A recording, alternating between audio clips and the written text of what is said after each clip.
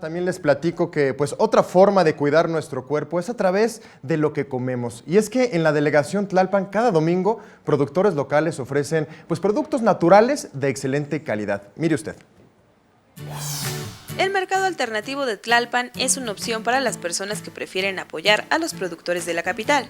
Este mercado ofrece diversos productos como mermeladas, salsas, antojitos, semillas y hortalizas.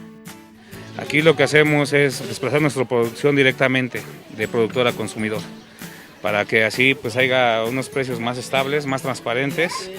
Lo que estamos ofreciendo son productos de calidad cultivados de forma muy natural.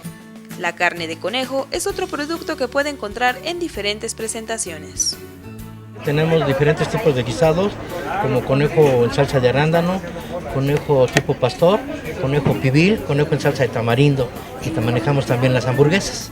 No se pierda la oportunidad de probar productos frescos y a la vez apoyar la economía local. Usted puede asistir a este mercado todos los domingos en un horario de 9 a 3 en el bosque de Tlalpan. Con imágenes de Joel Arias, Iraíz Morquecho, 21 Noticias.